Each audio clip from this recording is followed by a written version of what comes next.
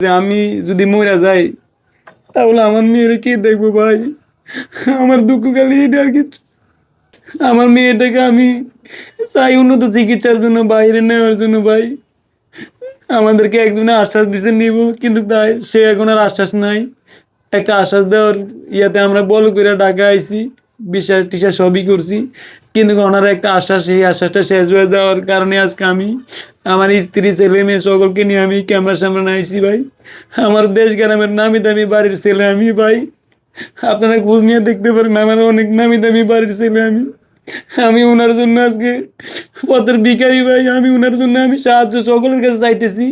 আল্লাহ যেন আমার মেয়েটাকে চিকিৎসার জন্য বাইরে নেওয়ার তৌফিক দান করেন। আমার প্রিয় দেশ ও প্রবাসী ভাই বোনেরা, কারণ দেশবাসী এবং প্রবাসী ভাইয়েরা বাংলাদেশের যে কোনো একজন মানুষ বিপদে পড়লে আমি দেখছি ওনারা সামর্থ্য অনুযায়ী না থাকলে ওনারা চেষ্টা করে দেওয়ার জন্য।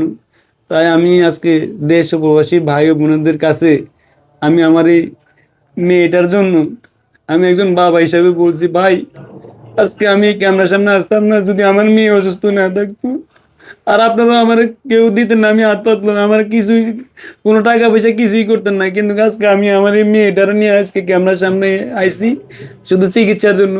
আপনাদের সকলের কাছে আমি হাত জোর করে বলতেছি, ভাই বোনেরা, দেশ ও প্রবাসী ভাই বোনেরা সকলে আমার এই মেয়েটার চিকিৎসার জন্য আপনারা সবাই এগিয়ে আসুন এবং আমার বাচ্চাটার পাশে দাঁড়ান।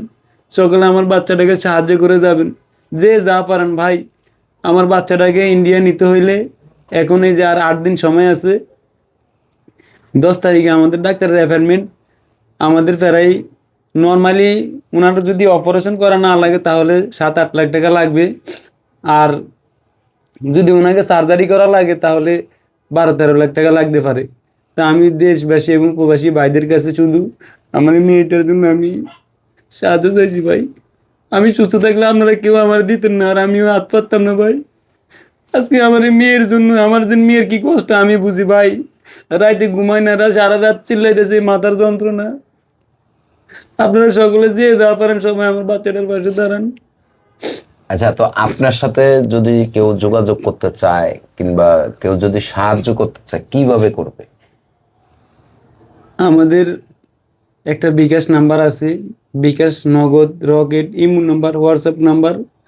নাম্বারটা আমি বলি 0191575276। দেশবাসী যারা প্রবাসে আছে তাদের উদ্দেশ্যে কিছু বলেন। দেশবাসী এবং প্রবাসী ভাইয়েরা আশা করি ইনশাল্লাহ সকলে আমার মেয়েটার পাশে দাঁড়াবে, আসবে এবং সাহায্য করবে।